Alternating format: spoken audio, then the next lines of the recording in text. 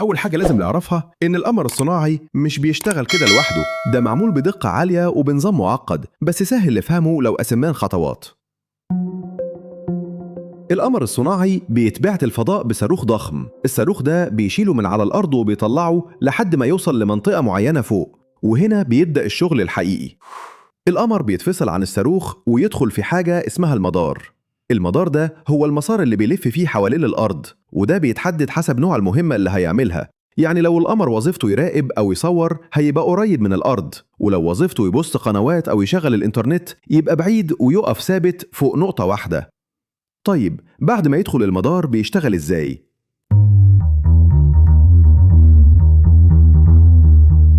القمر الصناعي بيبقى مزود بألواح شمسية، الألواح دي بتاخد الطاقة من الشمس وتحولها كهرباء علشان تشغل الأجهزة اللي جواه، وفي بطاريات بتخزن الطاقة علشان يشتغل بالليل أو وقت ما يكون بعيد عن الشمس.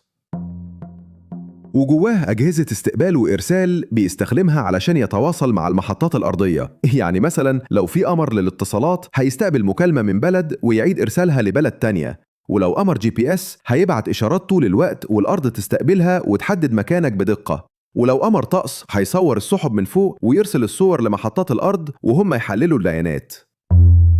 القمر الصناعي كمان في كمبيوتر داخله هو اللي بينظم كل حاجة، بيحسب السرعة، بيحدد الاتجاه، بيعدل نفسه لو خرج من المسار، وبيتأكد إن كل الأنظمة شغالة صح، كأن في عقل صغير فوق بيدير الدنيا وهو لوحده.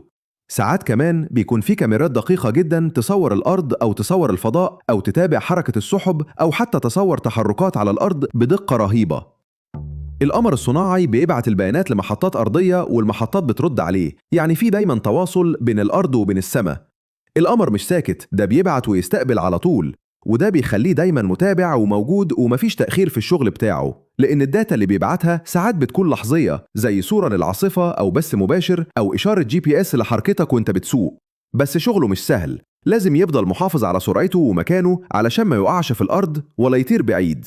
ولو حصل أي خلل القمر ممكن يخرج عن مداره ويبقى خطر على الأقمار التانية، علشان كده في أنظمة متابعة بتفضل تراقبه طول الوقت من الأرض وتشوف هو ماشي تمام ولا لأ. باختصار القمر الصناعي بيشتغل كأنه محطة ذكية في السماء، بتصور، بتبعت، بتستقبل، بتحسب وبتنقل معلومات. كل ده بيحصل من غير ما تشوفه ولا تحس بيه، بس وجوده فرق معاك في كل حاجة، من أول الموبايل اللي في جيبك لحد الخرايط والطقس والنت والتلفزيون وحتى الأمن القومي، وكل ده شغال فوقيك وانت مش واخد بالك. وكده نكون وصلنا لنهاية الفيديو. لو عجبك ما تنساش تدوس لايك وتشترك في القناة وتستنى الفيديو الجاي. سلام.